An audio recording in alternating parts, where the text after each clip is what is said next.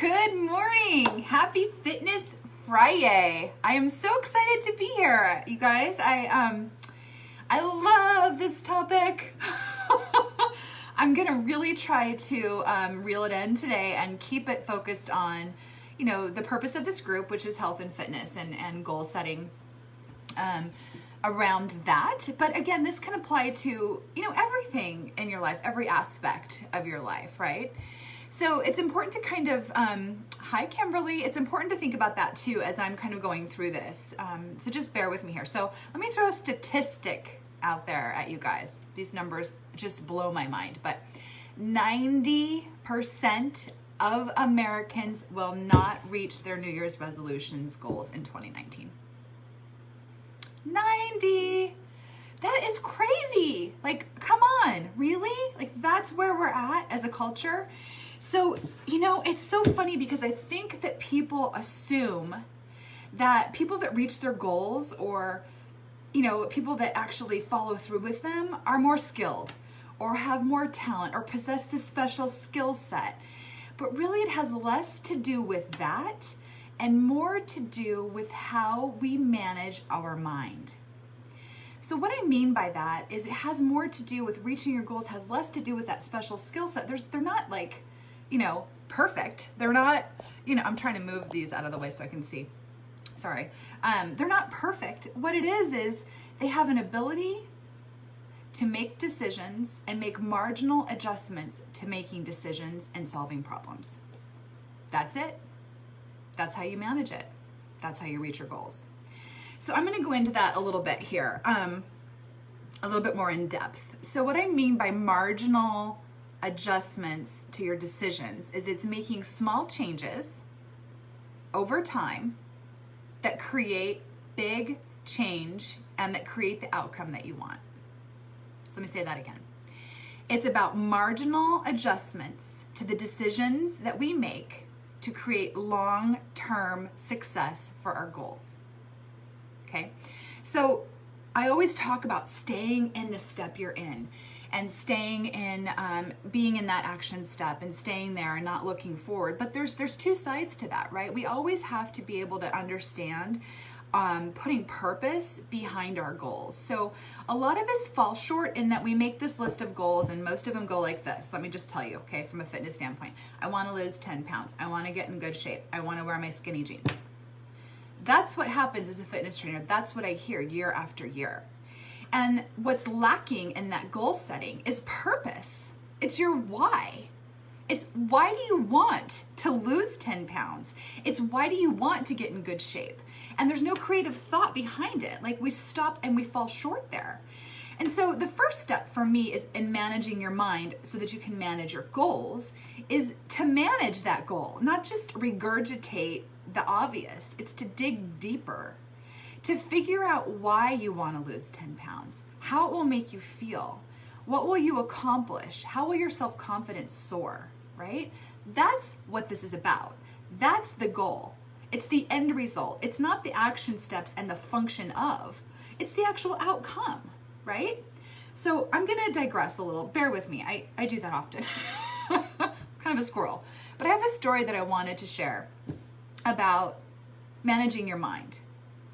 So I have to, and you have to also remember, your mind is designed to protect you from discomfort. Your mind is designed to protect you. It's designed for that fight or flight response early on in evolution, right? That says, oh, okay, you want to avoid pain and go to pleasure. So your mind automatically doesn't want to do uncomfortable things, but it can. You just have to manage it. So I've gotten creative with how I manage my mind, and I'll tell you how. So this is a good example of how I got creative with how I managed my mind to reach a very lofty goal, one that I never ever thought I would reach. And it was a physical goal. My daughter said something to me a couple years ago. She and I were driving, and I remember this moment so well. It had just snowed, and there was this beautiful peak we were looking at in Sun Valley, Idaho. And if you know anything about Sun Valley, Idaho, it's like the world-class athletes of the world live there. Like, it's just, they're insane. I can't even get my head wrapped around their athletic ability. It's like you're surrounded by these like superhumans all the time. And she looked at that mountain and she's like, God, I wonder what it would feel like to stand on top of it. She was curious. She wanted to know what the feeling would be like to stand on top of that mountain. Made me think, wow, I wonder what it would feel like to stand on top of that mountain. I wonder if I could do that. Well, interesting enough, it presented itself to me. Apparently there's this race called the Heinemann Sufferfest. I didn't know about that. No idea. You race to the top of this 12,400 foot peak. Like you race, like you don't walk, you race. It's kind of off the grid. There's no real set trails. It's like the real deal, you guys. I mean, I know it's not Everest, don't get me wrong, but I mean, it is the real deal. It is one of the toughest races in the country, okay? And it's high elevation. Like, I'm so out of my element with that. And I thought, gosh, I could never do that. And I had to catch myself and manage my mind. Well, I had to get my mind focused on the curiosity of what it would feel like to get to the top and be at the top. And then I had to get in the action steps to do it. So I was already in a habit of, I already kind of had this routine with the gym. I already got up and I did things and I got healthy and I had this routine and this habit set. But I had to marginally make a shift to that. It didn't have to be a huge shift because it was already there. It was a marginal dial turn, small turn on the dial. What I mean is, instead of getting in the step of, oh, I'm going to go to the gym and lift weights today, my marginal adjustment had to be, no, I have to actually, instead of taking that hour lifting weights or what my regular routine was, I had to marginally shift it, and instead I had to run. I didn't usually run, and I didn't run up hills, for God's sakes, like at all. So I had to marginally turn my decision, and I had to marginally turn my ability to solve the problem, right? It wasn't like a big dial turn all of a sudden. It was like, okay, I'm going to run for 20 minutes. Okay, then I'm going to run uphill for 25. Then I'm going to run uphill for, I had to marginally shift that, okay? And I had to trick my mind into always keeping my goal and my focus on the outcome of how it would feel to stand on top of that peak and look out over all of Idaho, literally. How would that feel? Like, what does that feel like? I want to know. I had to get curious, right? And creative on how to manage my mind. So I stayed in the step that I was in, and I managed it by turning the dial marginally every single time I showed up for that habit, right? So that was the way that I solved that problem. So marginally, it shifted and turned, and finally I was ready to go and race. And that day scared the crap out of me. It was something that I never thought I could do, ever. And when I did it, I had to literally stay in every single step. And I'll tell you why, because my mind wanted me to get out of it. My mind was telling me, go, run, don't do this. You don't want anything to do with this. This is going to be painful. The action steps were going to be hard. And your mind is designed to keep you away from hard and to go into your comfort zone. That's what it does. That's its, regular space that it operates from. So I literally, and I'm not even exaggerating, I got through the first portion. The first portion of the race is pretty hilly. It's not like straight up like the last part where you have to be on all fours, no joke, and scramble up a mountain. So I'm like going through this and I'm like, okay, I'm here, I'm in it, I'm there. But when it got really hard, like where my mind went, oh, what are you doing? You're an imposter. You shouldn't be here. You're not strong enough. You're not, it started doing all of those things that we always do that stop us short of anything amazing that we're going to accomplish. It started to do that. And I had to get creative and I had to stay in the step that I was in so that I could accomplish that feeling that I wanted. So the way that I did that was I literally, you guys, I'm not even kidding. Every time I took a step with my right leg, I said, I am strong. Every time I took a step with my left leg, I said, I am brave. Literally in my mind, that's the only thing I allowed myself to focus on was staying. And this is why I say stay in the step you're in, because it actually relates to something that I bring into that. I stayed in the step that I was in on that race day. And it was one of the best things I've ever done for myself. It boosted my confidence and gave me so much more value in who I am, because I accomplished that goal, something so lofty to me. And I got to the top of that peak after literally saying, I'm strong, I am brave, I'm strong, I am brave, probably, thousands of times when it got hard in order to manage my mind. Okay? So my body can do it. Your body, seriously, you guys, your body can do just about anything. Your mind is what tricks you, and it wants to keep you into your comfort zone. It wants to keep you safe. So in order for you to get those overwhelming fears out of your mind and those things that just come in and scare you because you're afraid to put yourself out there or have that lofty goal because your mind is telling you that you can't, you've got to learn that you have to make marginal adjustments every day to the decisions you're making right now. It doesn't have to be crazy. It just has to be a small shift. Okay? So the one tip I have for you for your managing your mind, to manage your goals, is to make sure that you're making a marginal shift in your decisions every day. Okay? So the other thing that I really find useful that I wanted to tell you guys about is, your mind, there's a 5-second rule. Okay? Your mind will literally talk you out of anything in 5 seconds. Okay? 5 seconds. So remember, I don't know if most of you can feel like you're laying in bed and you're thinking, oh, I should really go to the gym. And then your mind will literally talk you out of it right away, unless you move. So I know I've got a 5-second window. And the only thing that gets my brain to stop is for me to move, is to put it into action. So what I mean by that is, if you're feeling like I don't want to go to the gym, which most of us, if I went to the gym only when I felt like it, I'd never go. Nobody feels like it. It's really not, it's about the decision to go and putting it into action because you want the end result, the outcome, right?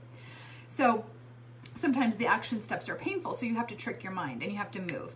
So what I do is I always have my shoes or my workout stuff next to my bed. And as soon as I have that 5-second rule, I've got to do something and get in action within that 5 seconds, or my brain will literally talk me out of it because it wants to be comfortable. It wants to be in my warm bed. It wants to live next to my husband. It wants to have a cup of coffee in bed, right? It doesn't want to get uncomfortable. That's the protection mechanism, and it will talk you out of it in 5 seconds flat. So get yourself in action, even if that means just moving and putting your shoes on and seeing what happens, and then moving and getting in the car and seeing what happens. It's about action within that 5-second rule. You've got 5 seconds and your brain will talk you out of it. So I guarantee you, if you get in the car and your intention is to go to the gym and you drive to the gym and you get in the parking lot, then you'll get out of the car. And I guarantee if you get out of the car, you're gonna walk into the gym. I guarantee if you walk into the gym, you're going to do something. It might not be perfect, but you're going to do something. And you just made a marginal shift and adjustment to your decision making. That just happened. That just happened for you. So that's what I wanted to share with you today, is that marginal adjustment to your decisions. Okay, it doesn't take this huge change in your life. It just has to be a small shift. So there's all these small habits that we have on a daily basis that we do, and we can make these marginal shifts to in order to reach that amazing outcome. So it can be as small as, okay, every day you do drive through Starbucks. Okay, that's your habit. Great.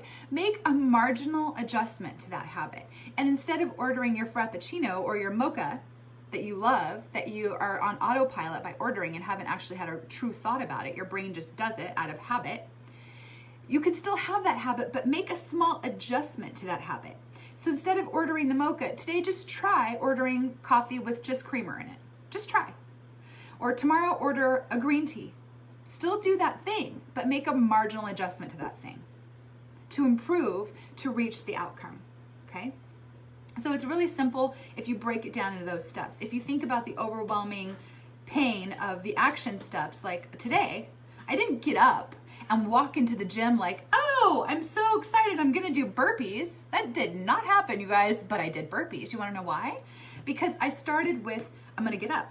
Then I started with, I'm gonna drive to the gym. Then I started with, I'm gonna walk into the gym. Then the next thing was, okay, I'm going to do 1 burpee. Okay, now I'm gonna do 2. Now I'm gonna do 3. Now I'm gonna do 4. It wasn't like I just went there and said, I'm gonna do 50 burpees, and that's what I thought about when I was getting out of bed this morning, because I would have never gone to the gym. Does that make sense? Is everybody getting that? So if you're out there right now and you have not put, number 1, your reason and your purpose to your why and to your goals, do that now. Do that now. Put your why to it. Put intention with it. Put power to it. Your goal is nothing without your why. And your why cannot be that lame one that everyone out there is saying, I want to lose 10 pounds. That's lame. I don't want to hear that anymore. I'm done. I'm done with that. I want more. Dig deep. Figure out your why. Get creative. Figure out how it would feel if you got there. Figure out what it would do to your life. Figure out how it would make your life change for the better, and put your intention there. That's your why. Do that first. The next thing is, don't think that your goals are too lofty or too big. They're not. I'm not going to tell you that you're thinking too big. I'm going to tell you everything is possible. But it's breaking them down into these little tiny marginal changes every day that will get you there. And it won't happen overnight. I guarantee it won't happen overnight. But if you keep turning the dial, it will happen. It will, as long as you can manage your mind. So understand it's going to be uncomfortable. Understand that that's part of the process. Understand that reaching your goals is not about being comfortable and in your safe zone. It's about stretching yourself. It's about getting out of your comfort zone so that you can figure out your purpose and live it. Because that's truly what this is about. It's not about losing the weight or all of those things that are superficial. It's about the end result, the bigger picture, right? So I always find that when I do something monumental, and for me, Heinemann was monumental. I mean, monumental. Like, I still get emotional about it.